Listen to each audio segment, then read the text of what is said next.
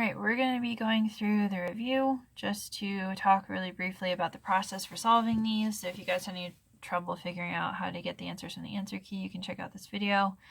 So this first one, what you really need to do is just figure out what kind of triangle it is, because that will give you all the information you need about how to solve within the triangle. So you should notice that I have two congruent sides here, which means it's isosceles. And you should remember the base angles theorem and its converse say that if the sides are congruent, then the angles are congruent, the base angles are congruent, and vice versa. So in this triangle, this angle and this angle would be congruent. Remember, the way that you figure out which ones are the base angles, it's essentially where these two sides go down and meet the other side that's not been marked. Remember, this angle is called the vertex angle, where the two equal sides meet. That's called the vertex angle. That's not one of the ones that are congruent. So you don't want to include that with the congruent angles there. So I'm looking for the measure of OSL, which is right here. I'm going to put an X there just to serve as a variable. They're also looking for the measure of SL, and then SOL, which is here, and then WSL, which is out here. So I'll notice that these two angles that they want me to find, I don't know why I put them in that order, but these two angles are going to be the same because they're equal due to the fact that it's isosceles. So I can actually put 2x or 1x in each angle, and then when I solve for one, I can automatically fill in both. So I'm going to go ahead and do that first. So it's isosceles, which says that these are equal, but it's also just a triangle in general, which means that all three angles should add up to 180. So 2x plus 135 equals 180. All right, so you can solve that equation. You should get 22.5 for each of those because they are the same measure. SL is asking for the length of this side because they are congruent with the markings here. If this is 5, that means this is 5. So that's pretty straightforward. And then WSL is this angle right here. So this is an exterior angle. Remember, the theorem for exterior angle is that this is equal to the two remote interior angles added together. So now that we know this, you could do 135 plus 22.5 and get your answer. Or in this particular situation, you also know this angle, which is adjacent. So if you also wanted to try a linear pair, you could do that as well. Okay. If you know the adjacent angle, you can always use linear pair, but sometimes they don't give you this, so you automatically have to use exterior angle theorem. So just make sure you know that, what the exterior angle theorem says. You would add these two together and that equals this. So regardless of which method you use, you should get 157.5. This one right here is another exterior angle theorem. The y, or the variable I'm looking for, is an exterior angle. And I don't have this right here. You could, if you wanted to, use triangle sum theorem to find this measure and then do linear pair, but it's much quicker to just do the exterior angle theorem, which says that this is equal to these two angles added together. That's a plus. This plus this. So if you just do 38 plus 90, you can get your answer automatically as 128. But again, if you don't remember that, you can use triangle sum theorem to find this measure and do linear pair. But there are many situations where you have to use the exterior angle theorem because either one or both of these are variable expressions, so you still need to remember what the exterior angle theorem says and how to use it. This one is very basic questions. All you have to do is add this plus this plus this and set equal to 180. Hopefully you guys should recognize that by yourself. So it should be 20. This is another exterior angle question, except they've switched to as presented. In this question, they had the variable on the outside and the numbers on the inside. This time, they put the exterior angle as a value and the variable on the inside, but you're still using the exterior angle theorem. In this situation, you can't use the shortcut that I was mentioning up here. Up here, you could use triangle sum theorem to find this and then do linear pair. You can't do that here unless you want to do it in reverse. You can do the linear pair to find this angle and then use triangle sum theorem. But again, it may be just faster to use the exterior angle theorem, which says this is equal to these two added together. Like that. Regardless of which method you use, you should get 70. All right, this one is actually 2 questions in one. So we're trying to find the value of the variable which is related to this exterior angle. The exterior angle theorem says that this is equal to this angle plus this angle, which we don't have. So we are going to have to do a secondary question to find this angle measure, and we're going to be using the fact that this is an isosceles triangle. I know it kind of came out weird in the computer, the way that the sides are set up, but even though it's not to scale, we know it's an isosceles triangle because of the markings. So because these two sides are equal, that means that these two base angles are equal. So we're going to do a off to a tangent, off to the side type question. I need to figure out what the measure of either of these angles are, specifically this one up here because I need that for the exterior angle theorem. But if you found this one, again, you could technically do linear pair if you want to. I don't think one is faster than the other, so it's really just your preference. But anyways, if you're doing the isosceles base angle theorem, you know that 70 plus this angle equals 180. So if you do 180 minus 70 and divide that by 2, that should give you both of these angles. So subtract this angle away, tell me what you have left of the 180, divide by 2, and you should have 55 for each. So once you have all this information, you can use exterior angle theorem, which says that 5y plus 40 equals these two added together, which is 125. If I did my mental math correctly, just checking. Yep. Or you could do linear pair. This plus this equals 180. Doesn't matter. You should get the same answer of 17. All right. This next question, we're trying to find the measure of angle 1, given that angle 3 is 168 and 4 is 92. So I'm just going to put those numbers into the picture because they're more helpful. So I'm just going to go ahead and fill in the diagram a little bit. So because I know angle, which one? Oh, this was 3. I can find angle 2 using linear pair. So if I use the linear pair relationship, I can get that angle 2 is really 12. And then since I'm after the measure of angle 1, I can see that this is a triangle. I can do this plus this plus this equals 180. And then when you subtract and solve that, you should get 76. Excuse me. You don't really need angle 5 here unless you wanted to do the exterior angle theorem, but I feel like that would take longer. But it's really up to you what direction you want to go in. This is describing a triangle that we don't have, so it would be a good idea. Well, it's in the question, so I would probably be grading that if I saw this on the test. So SOL is the triangle I have.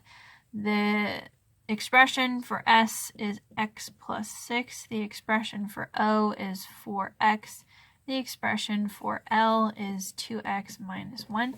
I am trying to find the measures of the angles. They all involve an x, so that means I have to solve for x first.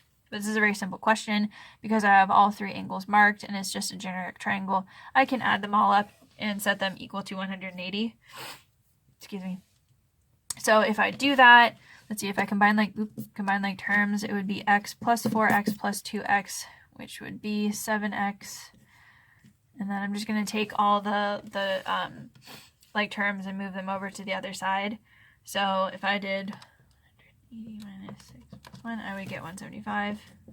Okay, so I added them, set equal to 180, but I moved all the constants to one side and combined all the variables on the same side. So if I divide 175 by 7, you should get 25 for x. But notice that's not what it's asking for. It wants to know the actual measures. So you just plug in the x to each expression. So I would get 31 for S. I would get 100 for O, angle O, and 49 for angle L. All right, so that was just, you have to draw the picture, label it, and then solving it is not a big issue. All right, this one right here, I have 2 different variables. The variable I see the most of is b, so I'm going to go ahead and start with that one. I notice this triangle is isosceles. All right, so make sure you point out or acknowledge any details about the triangle first, because that's probably significant in helping you solve. So because these 2 sides are equal, that means that these 2 angles are equal, and that unlocks how I'm going to solve for b. The 2 angles that have b in them are these 2, the base angles, which means that they are congruent in an isosceles triangle. So I'm going to set them equal to each other, like this, and then you would solve using algebra. you get D is equal to 6. Once you have B, we're going to solve for the vertex angle, which is A, by plugging that in and finding the measures of the angles. So you get 17 and 17. So the way that you would find the leftover angle that you don't know is the triangle sum theorem. This plus this plus this equals 180. So when you solve that equation, you should get 146. This triangle right here is equilateral because all three sides are equal. So that means that if all the sides are equal, all the angles are equal. So I can go like this. You should also remember that in an equilateral triangle, I know that we have variables in each corner, but you guys should know what the actual measure is. If all the angles are the same and they should all add up to 180, that means they're all 60 each. That's a property you need to remember and pull out whenever you have an equilateral triangle. It's probably going to be helpful in the solving process. So because all of the angles are 60, that actually tells me what y is automatically. I know when you see this, you're thinking, oh, there's a y here and an x here, I'm going to have to mix variables. That's not the case, because the definition of equilateral leads us to the conclusion that each one of the angles is 60. So you can treat them separately. You can have this little equation right here and this little equation right here. You don't have to mix the variables. So this little equation here for the x, 60 equals this expression. You would have to solve that. You would get 15.75. Yes, I know, it's a decimal, but you guys need to get used to getting decimal answers too. They're not always going to be whole numbers. So that's the first page. Okay, we have a couple more solving questions here. We're going to be using our basic triangle rules here to help us. So again, in this triangle right here, there are two triangles, so I'm going to call it triangle 1 and triangle 2. So in triangle 1, very straightforward, we have a 90-degree angle, 40-degree angle, and an x right here. We can use triangle sum theorem really easily to find that x is 50, right? And then because these are perpendicular, remember the definition of perpendicular is that you have all of the corners of the intersection are 90-degree angles. So I can add the 90 here. Then I have 70 plus 90 plus y is equal to 180, same way as I found x. You would solve to get 20. Same kind of thing is happening over here. It's just slightly more complicated because we have 3 different variables here. So I will notice in each triangle that this side triangle has 2 variables that are different, and this triangle also has 2 variables that are different. So I can't go straight to using the triangle sum theorem, and you guys don't want to try a system because systems with 3 variables are no fun. So what I'm going to do is look at the picture a little bit differently. Over here, I saw them as 2 triangles separate from each other because I had enough information in both of them separately to solve. But here I can't do that. So what I'm going to do is combine them together. See it as a, oops, wow. I'm going to see them as a full picture like this. Instead of separating them into 2 triangles, I'm going to look at it as one big triangle. So even if you want to redraw it, that could be helpful. I'm essentially going to take this middle line away. So I have 52, the y and the z go away. I'm not going to look at those. And then I have the 65. But up here, when I take this line away, I have 2 angles that I'm merging back together. That would create a 3x. Okay, so you take this line away, it's going to ignore the y and the z for a second. That means I'm going to focus just on x right now. That becomes 3x. So now I can use the triangle sum theorem. This plus this equals 180. So that gives me 21 for x. Once I have that, now I have enough information in this side triangle separately to find z. So 21 plus 65 plus z equals 180. So it gives me a 94 when I solve. And then when I plug the 21 in here, I get 42. 42 plus 52 plus y equals 180 gives me an 86. All right, so sometimes you have to see it as a full picture if there isn't enough in each of the triangles separately. All right, these triangle questions, just like we were practicing on day 1 and day 2. Can you prove that the triangles are congruent, yes or no? If yes, tell me which rule you used. If no, you have to use not enough information. Always add marks first. I grade on that. So make sure that you are putting the relevant markings into the picture. Not invalid ones, only ones that are valid using our 4 reasons, plus also tentatively that definition of perpendicular as well, if it applies to the situation. But for the most part, it's just those 4 rules. So in this picture right here, I noticed that I can't really add anything. These aren't close enough to each other to be vertical. I don't have isosceles, I don't have parallel, I don't have reflexive. So I'm just going to look at what I have. So I noticed that I have side, angle, side, side, angle, side. So it should be pretty obvious that it's side, angle, side, just stick out. pretty easily for that one. For this triangle, I see the reflexive, I see parallel lines, which gives me alternate interior here and here. And then once I've added the information, I notice I have angle, angle, side, angle, angle, side. Now again, a couple of you guys are still having trouble with deciding the difference between angle, angle, side, and angle, side, angle, and it's all about the position of the side. So I have this color coding method that may or may not be helpful. I'm going to show you. You don't have to use it if you don't want to, but kind of just making up stuff as I go to see if it's helpful for you guys. So one thing that you can try is pick one color for the angles, kind of draw little dots or something inside the angles that you have, and choose another color for the sides, and I only have one side really per triangle here. And then take a look at how it's been arranged. So if you look at just one triangle at a time, so if I like cover up this one maybe and look at the bottom, I see that I have two angles, but the side that I highlighted is not in between. It doesn't create that sandwich that I need for angle, side, angle. So if you notice that the side that you have that you colored is not connecting, it's not between the two angles, then that's not angle, side, angle. It's not in between. So this is angle, angle, side with the side not in between the two angles. So maybe if you need that visual guide to figure out what rule it is when you're not sure what's in between what, try using the color coding and see if that helps.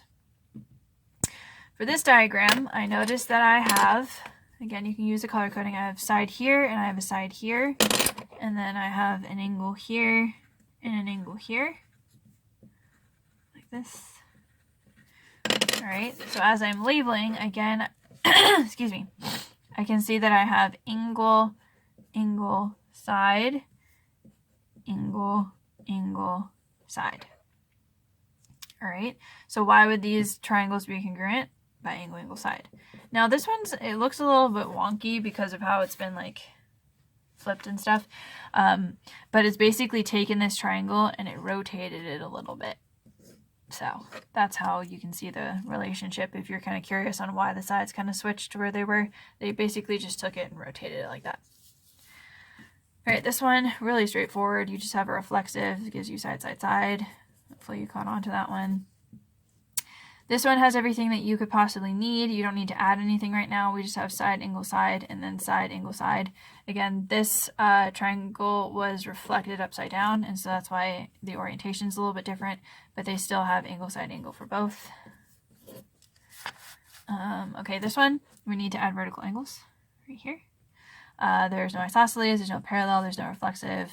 Okay, so I can only add that information. So if I try my color coding again, I have side 1 and side 2, side 1 and side 2. They are corresponding and equal. And then I have my angle right here and right here. So I have two sides and an angle per triangle. So the two options that I have when you have two sides and an angle is either side, angle, side and works, or it's side, side, angle and doesn't work. So this, again, you have to be careful on, is the angle in between the two sides or is it not? So when you use the color coding, the connection of the two sides is right here. This is where the in-between should be. If it was going to be side, angle, side, this is where the angle should be if it's included or in between, and it's not. So this is going to be the side, side, angle rule, which doesn't work. So you'd have to say no, not enough information because the angle is not where it's supposed to be to use the side, angle, side proof. Okay, so again, that's how you can figure out whether it's where it's supposed to be for the side, angle, side. This one right here, I can finish the definition of perpendicular right there or linear pair, whichever reasoning you want to use. But I can add this little right angle right here. I can also do reflexive. I can also see that it is an isosceles triangle.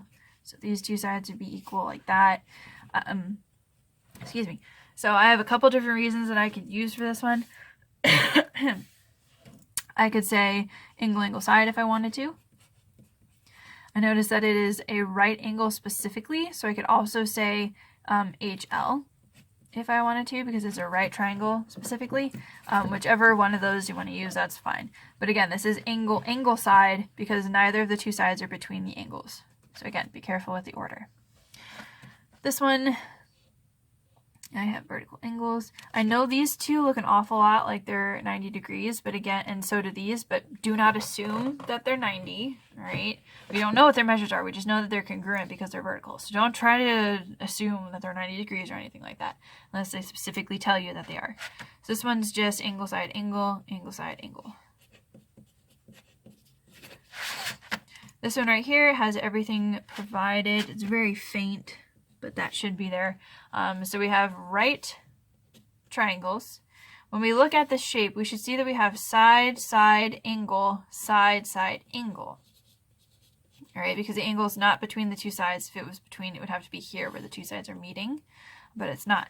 But remember, the side, side, angle rule doesn't work, just like up here it didn't work, but we get to bypass this problem when it's a right triangle specifically. When it's a right triangle and you have side, side, angle, instead of saying, oh, it's not enough information, you would say it's HL. Right? So remember, instead of thinking about sides and an angle, you would think of it as an H and an L in a right triangle. So we do have HL, so that's why these would be congruent. So again, side, side, angle doesn't work for these kinds of triangles, but in a right triangle, you would transform the side, side, angle into an HL because it's specific for a right triangle. You can use just two sides right here, and the fact that you have a right angle. So just be careful with those so you don't miss that. And then this one I have reflexive. When I add reflexive, I notice that I have side, side, angle, which is still not enough. But don't just add one piece of information, decide that's not enough information, and move on. Go through all of the ways you can add information because you might be missing one. So I just did reflexive. There are no vertical angles, there are no parallel lines, but always double check for that isosceles because it can be hard to see at first, but it may be there and may be the actual piece of information you need to get the final answer. So I notice I have two congruent angles here. So that qualifies for the base angle theorem. If this angle is congruent to this one, that means that those two sides are equal, right? These look an awful lot like they're perpendicular, but the question doesn't say anything about that. So do not put 90-degree angles there. All I know is that I have reflexive and isosceles, and with that information, I can use side, side, side. So I think on the answer key I may have posted it said not enough information, but that's not true. So this one, because it's isosceles, you can add those side markings right there and have side, side, side. So I'll make sure that I fix that and re-upload it for later. Yeah, so that's the stuff. Hopefully that makes sense to you guys. If you need more practice, I'm sure you can find it on MathSpace or Google it, and it should show up. Just finding if triangles are congruent or not is what you would search for, and you should have plenty of other practice on those.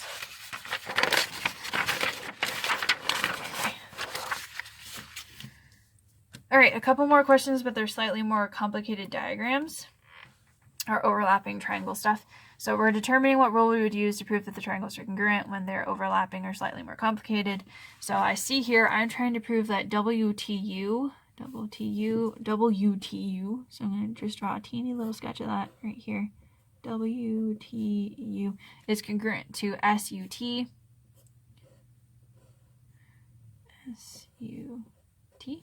All right. What I know from the picture, they have the little markings right here. I know that in this triangle, that's angle U is congruent to the T in this triangle when I separate them. And I also know that TW is congruent to US. That's what's provided, this and then those. I have to see if there's anything else I can add, and I notice that TU is common for both triangles. So when I add that, I notice side, angle, side, side, angle, side. This one, I'm trying to prove that ACD, so,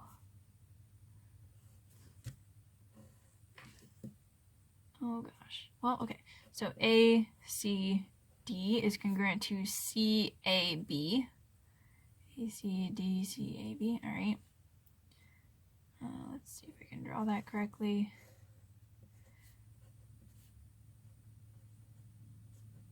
All right, and then they've given me that this is congruent to this.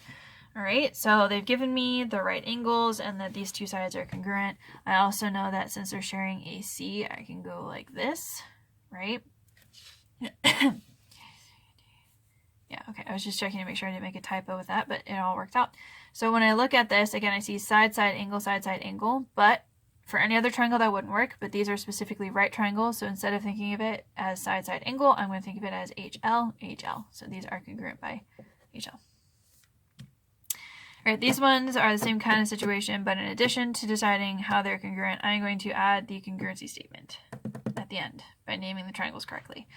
So these ones, it says D is the midpoint of BC, so when I have a midpoint, I want to make sure that I mark that these two are congruent by the definition of midpoint.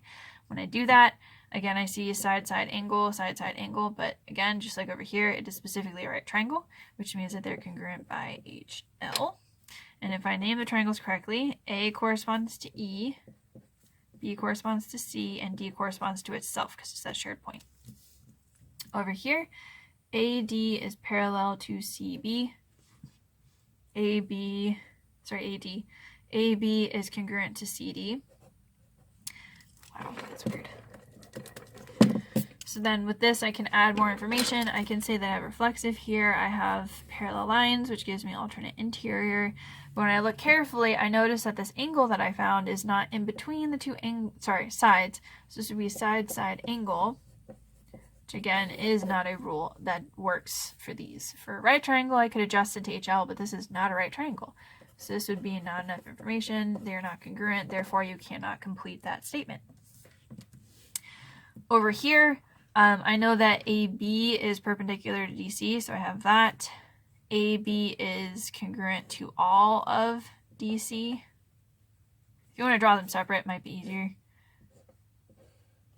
And then you go like that if you want to, so it's a little bit easier to see. I know that EC is perpendicular to CD, so I have a right angle right there. And then angle A is congruent to angle D, like that. So you should notice very clearly that you have angle side angle. And then when I name the triangles, A corresponds to D, right, because those are the two that are equal, so A and D correspond. B is right here, which is the right angle in this triangle, so it needs to correspond to the right angle in the other triangle, which is C. And then C corresponds to E in the other triangle. Like that. It can be a little bit easier to see in the separated triangles too, so if you want to just name them and then look at the separated diagram, it might be easier. Alright, then we have these more complicated looking solving questions. So we're going to take a look at these. So we have a couple different triangles in here. They're mostly isosceles triangles, so we're going to be using that base angles theorem to help us a lot. One angle in particular, I only have two numbers in here. I have the 40 and the 90, so I'm going to use those as my foundation. So because this full angle right here is 90, and I know part of it is 40, that means the other part has to be 50. So I'm going to add that in. Now, I have three different isosceles triangles. This one, and this one. So I'm going to be using the base angles theorem to help me out here. So I know that these two angles are congruent, but that's not helpful because that's not a triangle that has a variable in it. So I'm going to just use this triangle right here for the y. These two sides are congruent, which means these two angles are congruent. This one right here and this one right here. Those are the base angles. So that should get you y pretty easily. 50. Using the 90 to get the 50 and then isosceles. So now I know that this is 50 right here. Now, the x is right here, which is in this other isosceles triangle, which is going to tell me that these two angles are congruent. But for right now, I don't really have any information in this triangle to really help me get that. So I am going to use the 50 and the 50 here, which combine to get 100, gives me that this is 80. All right. Now, I'm noticing there's actually, the fact that this is an isosceles triangle actually isn't relevant. I am actually going to backtrack to this triangle. I am actually going to find this angle because it could help me find x by using the supplementary here. There probably is a way that you could use these angles, but just looking at it as I'm going through, this is the easiest way that I see to get the answer. So I'm going to go ahead and just stick with this method, backtracking a little bit. So if I know this is 40, and again, this is isosceles, if I take the 40 away, that means I have 140 left to split between these two congruent angles. So that means that they need to be 70 each. You can write them both if you want to, but this is the one that's most important. So once I have the 80 from these two, and I have the 70, right? Now I know all three of these angles should add up to 180. So 170 plus 80 plus x equals 180. Excuse me. So that leaves only 30 left for x. I'm not sure how you would use these. I'd have to think about it a little bit more, but this was the one that kind of stuck out a little a little bit quicker to me because of the straight line. So that's the method that I would use. So if you find a way to use these two angles in the isosceles, feel free to do that. But again, that was easier for me to see. Over here, again, I have isosceles triangles represented two different ways. I have two congruent sides, which makes it isosceles, and then this one has two congruent angles, which also makes it isosceles, like this, and then this would have that. Make sure you're not trying to say that these are congruent by using a single mark. Always use the double mark if you've already used the single. All right, so I'm going to find x first because that seems to be the easiest in this situation. So x and then 50, which implies that this is also 50 right here because of the isosceles base angle theorem. If these two are 50, which add to get 100, that means that I am left with 80 for x because all of them add up to 180. So that gives me an 80 for x. And then I'm going to go ahead and use vertical angles. If this was 80, I'm going to shift an 80 right here. And then I can use isosceles again because these are equal. If I take the 80 away from the 180, that means I only have 100 left to split between these, so they each have to be 50. So you notice that the angles are the same in both of these triangles. It's 80, 50, 50, 80, 50, 50. This is an example of why the angle, angle, angle rule doesn't work. You can have all three angles be the same, but the sides be different lengths. That's why we can't use angle, angle, angle to show that triangles are congruent. Okay? They're similar, right? Similar shapes, different sizes. So they're similar but not congruent. And we're going to talk about that difference in Unit 6, I think. All right, so we know that this angle is 50, so I can use linear pair to find y. So y would just be 130. All right, so you're working your way up to find y. All right, we have our sometimes, always, or never true questions. These will show up in some way, shape, or form on pretty much every test, I'm sure. So make sure that you're getting used to thinking about these abstract ideas, focusing mainly on triangles for the near future. So no more of that like weird infinite planes and lines stuff. It's a little bit more concrete with the triangles. So this one says, an obtuse triangle is scalene. So I want to know, so when you're thinking about these questions, you want to think to yourself if you can find a counterexample. Because if you can think of a counterexample, that means that the answer can't be always. If you can think of a situation where an obtuse triangle is not scalene, that rules out always. If you can think of a situation where an obtuse triangle is scalene, that would rule out the never. So if you can think of a situation where it is true and then also when it's not true, that gives you sometimes. All right, but if you can't think of a counterexample, that means it's always. And if you can't think of an example where it is true and makes it false, that would be a never. Okay, so there are different ways to think about it in order to figure out whether it's sometimes, always, or never. So what I'm going to do is I'm going to think if there is an example of an obtuse triangle being scalene, can I draw it? So I'm going to draw an obtuse angle like this with two sides that are different lengths, like this. Well, that's a bad example. It looks like a right angle. Try again. Okay. I'm going to make this side real long and then straight line maybe. And then like this. All right. So I can see that this is short, this is medium, and this is very clearly drawn an example where an obtuse triangle is scalene. All of these sides are different. Can I, however, draw an obtuse triangle that is not scalene? So that means could it be equilateral or could it be isosceles? So I already know it can't be equilateral because equilateral angles are all 60. But let's see if I can draw an example of an obtuse triangle that has equal sides. All you have to do is take two sides that are equal, spread them out a little bit so you have an obtuse angle, and then connect the ends. All right? So yeah, you can have an isosceles obtuse triangle. You could also have scalene. So this one would be sometimes. Sometimes it's scalene, but not always. All right, this next one. A right triangle contains one right angle. We already know that's true, all right? What we're questioning is whether the other two angles have to be complementary.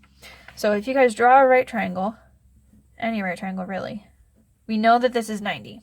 Now we have to take our understanding of triangles in general to help us answer this question.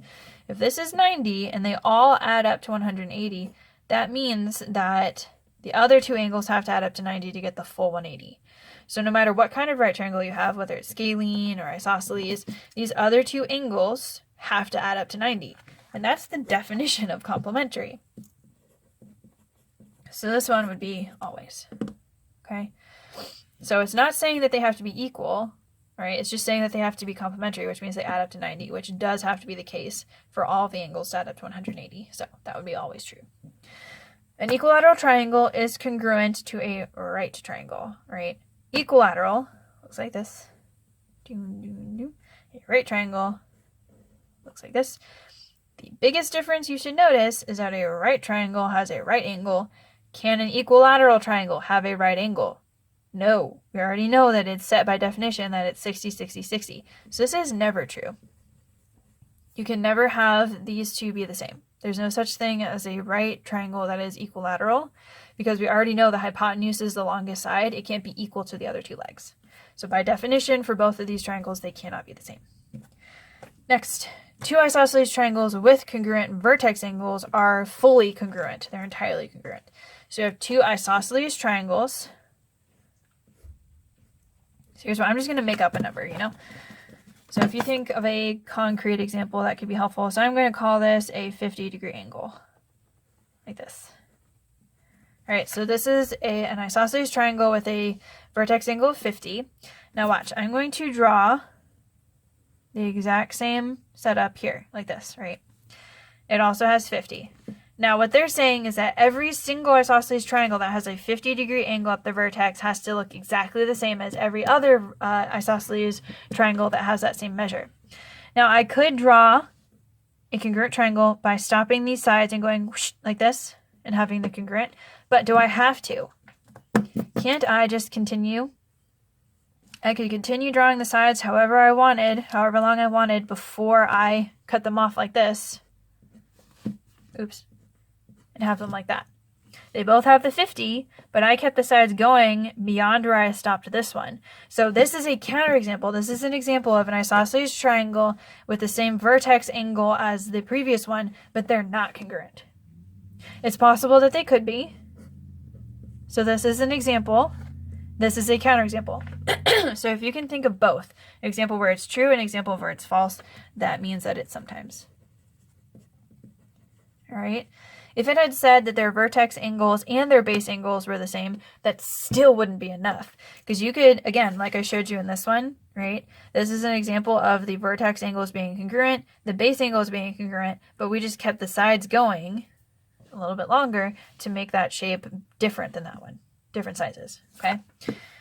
So they don't have to be congruent if the angles are congruent. If they don't mention anything about the sides, then they don't have to be congruent. Last one, a right triangle is congruent to an isosceles triangle. This doesn't specify what kind of isosceles triangle, it just randomly says that there are two congruent sides. So I'm going to draw a right triangle right here. I want to know if this right triangle could be congruent to an isosceles, sometimes, always, or never. So is it possible for me to draw a right triangle that is also an isosceles triangle? Of course it is, right? So that is an example. Now, if I can't think of a counterexample, that means that this would always be true. So what I want to do now, this was my example. I want to see if I can come up with a counter. Can I find a right triangle that is not congruent to an isosceles triangle? Well, that's also really easy, right? This is one that is an isosceles, right? This is one that is not an isosceles. So I have an example and a counterexample that would make it sometimes. All right, so that's how you really think through these ones in order to figure out what kind of word you would use. Then we have our proofs. Now remember, doing proofs is personalized, so I'm going to show you the way that I did them, but of course there are other ways that you can organize the steps, blah, blah, blah. But I'm just going to go through the reasoning that I saw when I was looking at these proofs. So first of all, we are trying to prove that AB is congruent to FE. So in order to prove that sides of triangles are congruent, I first need to show that the triangles themselves are congruent. So what I'm going to do is I'm going to look at this triangle and this triangle. So I'm going to separate them just real quick. B, A, C,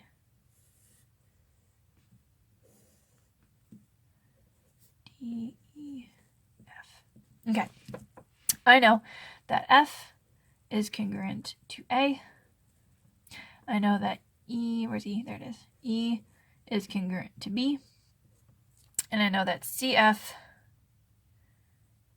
which is here. It's not over here, it's in this diagram. So CF is congruent to DA. So what I need to get these triangles to be congruent, based on the information that I have, I could make an extrapolation that this full side is congruent to this full side because they are sharing this piece, which is equal to itself. You guys should remember that when we have reflexive, when it's overlapping, it's equal to itself. So you can add this section onto this, and the full lengths would be the same. So I'm trying to go after DF being congruent to AC and then use angle side. Sometimes you guys have to strategize a little bit on what rule you want to use instead of the one that's obvious. It may not be immediately obvious. I don't have enough information to prove that BC is congruent to ED, and I also don't have enough evidence to say that AB is congruent to EF. Actually, that's what I'm trying to prove, so I can't use that within the proof. So I can't use angle side angle. I can't use angle side with this side. The foundation I have is trying to say that this full length is equal to this full length. And the way I'm going to do that is by taking this little sliver right here, and I'm going to add that onto this and onto that, and so their full length should be equal because 1 + 2 = 1 + 2. All right, but again, it's not that simple the way that we write it into the proof. We have to be very careful how we write that out and expressing how to get these little slivers added together to equal the full length. Okay, so let's go ahead and start. So I'm going to start with my givens. I'm just going to write them all at once. Again, if you guys have more space and it's personal to you, you can spread them out if you want to, but I personally like to put them all at the front, especially when they're not really going to give you more information later. There's no use of spreading them out, just put them up front. This is the only one I'm going to be applying later on in the proof. So, all right, so I knew that those were equal, cool. And then the next conclusion I made is that I somehow have to get these full lengths to be congruent. So I'm going to be adding DC onto this and this. Now remember, you have to first say that DC is equal to itself. You have to make two copies so you can add one to both. So that's where the reflexive property comes in. I have to say DC is congruent to DC. Now the way that you write the letters, I know you guys want to switch the order. For reflexive in this way, you don't have to worry about the letters because this is not talking about congruent parts of congruent triangles yet. This is just a snippet of a side. So you can, if you want to, switch the letters, but you don't have to in this situation because you're not talking about the full side of a triangle. You're just talking about a snippet that you're going to add on. So it really doesn't matter. Reflexive. So this is a reflexive property. Now that I know this is equal to itself, I can take one copy and add it to DA, this section right here. I can take the second copy and add it to CF right here to get the full lengths. So that's what I'm going to do. I'm going to take these two, which are equal to each other, and I'm just going to add them onto this equation, which I had already. You want to use existing information in the proof instead of introducing new stuff too soon. So my existing equation that I have, CF, I'm going to add DC. I'm going to have my DA. I'm also going to add DC onto that. Now, because I started with this equation and all I did was add DC to both sides, that's the addition property. The addition property says if you... So I need to introduce the DF and the AC into the proof. So I'm going to take the two little snippets that I have here and add them in. So if I take DA, like if I start with the second part, DA plus DC, DA and DC, that gives me my segment AC. All right, that's a segment addition postulate. All right, so again, I need to define this within the proof using the previously established information. So now I can take something I already had and make it appear to be the piece of information I need to actually get the congruent triangles. I can do the same thing for CF and DC. When I add those two segments together, CF and DC, that gives me the full length of DF. Now again, here the ordering doesn't matter too much. It's once you say that these two sides are equal that you want to care about the ordering of the letters. So segment, addition, postulate. So now that I've defined AC and I've defined DF, you can look back and see that this shows up twice, right? I had this equation set up. And I knew that at some point, instead of writing the two individual pieces, I wanted to say the entire length. So that's why I did this. I was defining the full lengths. Now I'm going to take these two and swap them out. because I don't want to say that part plus part equals part plus part. I want to say whole equals whole. So now I'm going to take, I defined what these represent, so I'm going to swap them out using substitution. So instead of CF plus DC, I'm going to write DF. And so I went from D to F, so if I'm going to write the correct ordering, I need to make sure that I go, excuse me, D to F, I want to make sure that I go from C to A.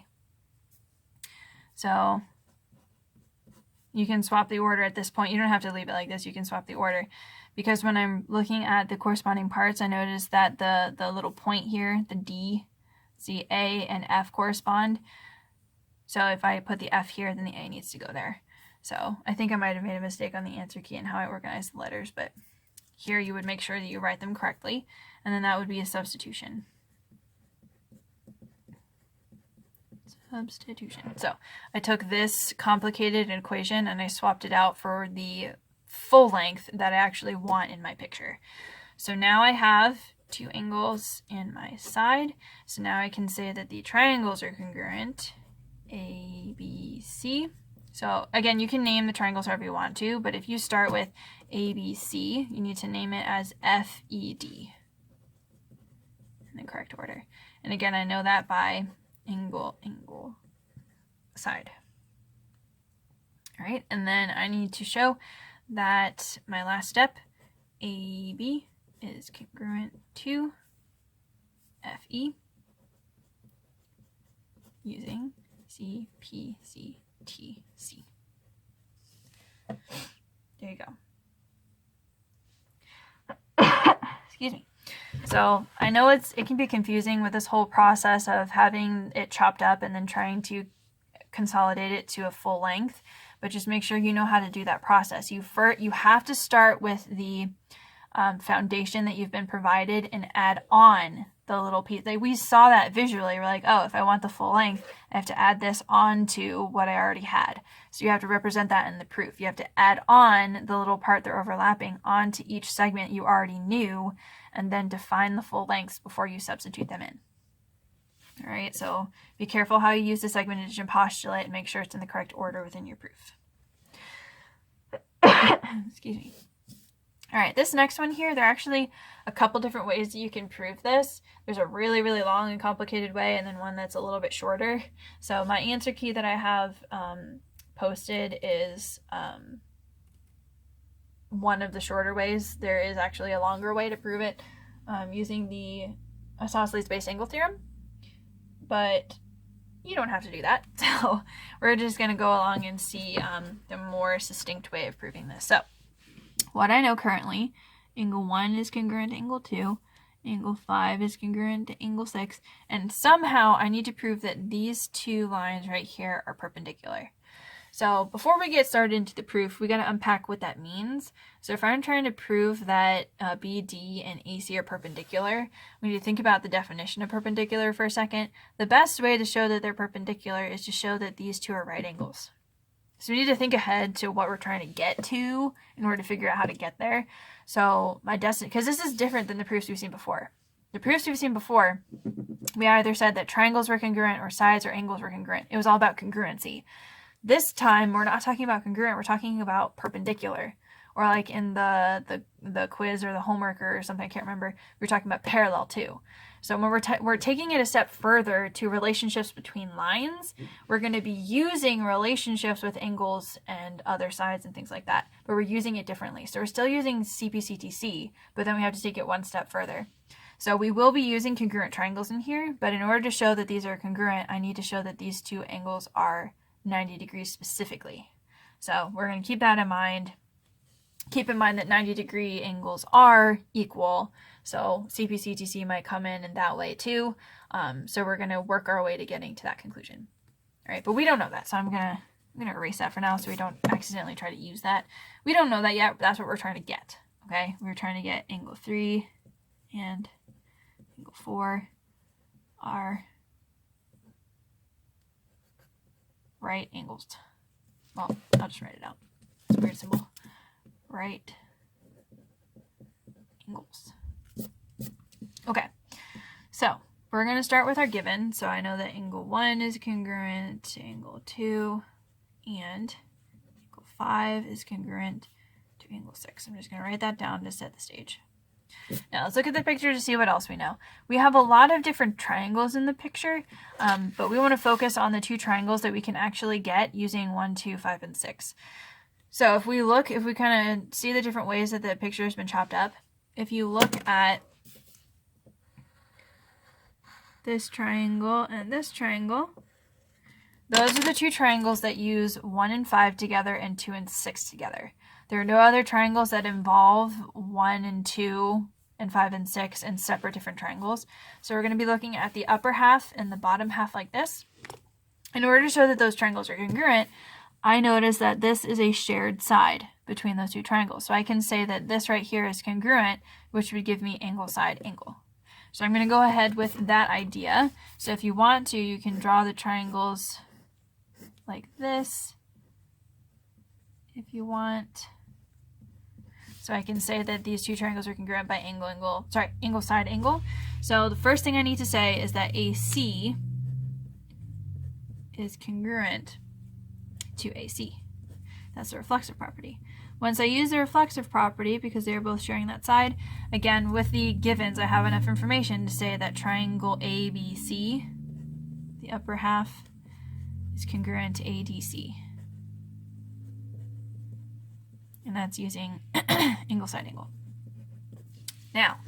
Now that I know that the triangles are congruent, I know that every single aspect of the triangles are congruent. So now I can zoom in on any extra stuff that I can use in the picture to show that other triangles are congruent. So I know in the picture that these are now congruent, these are now congruent, and then all the other angles are congruent as well. And that's because of CPCTC. Once you show that the triangles are congruent, everything about the triangles are congruent as well. I'm not going to do that over here. I already have it in the picture. All right, so now that I know that these are congruent and these are congruent, I'm trying to focus in. Remember we talked about before, we want to focus on angle 3 and angle 4. The 2 triangles that have angle 3 and angle 4 are these ones right here. This one and this one. And that's nice because they also have angle 1 and angle 2, which we already know something about. So we know that angle 1 and angle 2 are congruent. We now know that these sides are congruent by CPCTC. How can we maybe show that these red triangles are congruent? Well, if we kind of ignore the rest of the picture so we don't get too confused, if I'm trying to show that these 2 triangles are congruent, I have another reflexive property that I could use. What is that point? O, I think. AO is congruent to AO being reflexive would give us side angle side. And that'll get us even closer to working with angle 3 and 4. So we don't want to use these triangles over here. We want to zoom in on the 3 and the 4. So I'm using these 2 triangles, which I can use after I show the bigger triangles are congruent. So I'm going to use this information right here. I can say that AB is congruent to AD, and that was by CPCTC. Once I saw that the full triangles were congruent, I could say that these individual pieces were congruent. Now that I'm ignoring the rest of the picture, right, now I just want to focus on getting these 2 triangles to be congruent. I already have the 1 and the 2 still. You don't have to write it again. It's already given. And I have these. The only other piece of information I need is this guy right here. So I'm going to say that AO is congruent to AO. That's reflexive. And now with this, and with this, I can say that these 2 triangles are congruent. Triangle ABO is congruent to triangle ADO by side angle side. So now we went from the bigger triangles being congruent to zooming in on the more specific triangles that we want to being congruent using previous information and CPCTC and reflexive. So now I know that these triangles are congruent. Now I can work with angle 3 and angle 4, right? Because these 2 red triangles are congruent, everything about them is congruent. So I'm going to focus in on angle 3 and 4. They are corresponding angles. So I'm actually going to say that angle 3 is congruent to angle 4. That's by CPCTC. Now I'm bringing in that crucial information into the picture, all right? So I know that angle 3 and angle 4 are congruent to each other. They are corresponding angles in 2 congruent triangles. That makes them congruent. Now I have to use this to somehow get here, being right angles. I notice that these two triangles, the way that they're connected here, 3 and 4 are not only congruent, combined they create a straight line. That's going to bring in 180, which I can eventually use to turn into my 90-degree angles that are right angles to get me to my perpendicular. You guys should remember, anytime we're talking about perpendicular in a proof, we're going to be using right angles, which come from 90, or vice versa. We start with 90, which gets us to right angles, which then gets us to perpendicular. So we're going to have to use some arrangement of that. So I'm going to bring in that information with 180 into the proof now. Angle 3 plus angle 4 is equal to 180. So that's the two things I noticed, is that they're congruent by CP/CTC, and when they're right next to each other, they create a straight line. This is called the linear pair postulate. That two angles that create a linear pair add up to 180, or are supplementary. Now, I said previously that angle 3 and angle 4 are congruent. So if they're congruent, I can take either one of these and swap it out within this equation I just wrote. I'm going to go ahead and use, I think in the answer key I used angle 4. So instead of writing angle 3, I'm going to write angle 4. That's substitution. And now I have two angle 4s.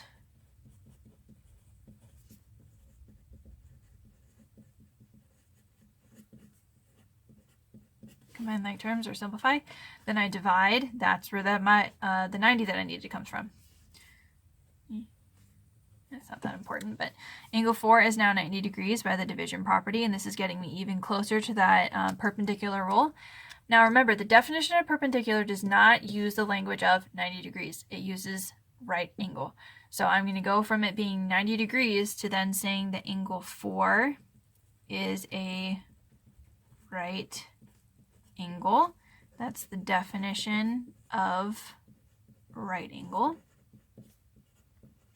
Now that I've established that one of these two angles, we before said that we wanted them both to be right angles, but really you just need one. Okay, so now that I've said that 4 is a right angle, that is my foundation for saying that AC is perpendicular to BD because of the definition of perpendicular. Okay, so you don't need both. If you kept going and did the exact same thing for angle 3 getting to 90, that you can, but that's totally unnecessary. For it to be perpendicular, you need at least one 90-degree angle there to show that the intersection creates 90-degree angles. So once you have either angle 3 or angle 4 is a 90-degree angle, you can say it's a right angle, which then leads to it being perpendicular. And that's the end of your proof.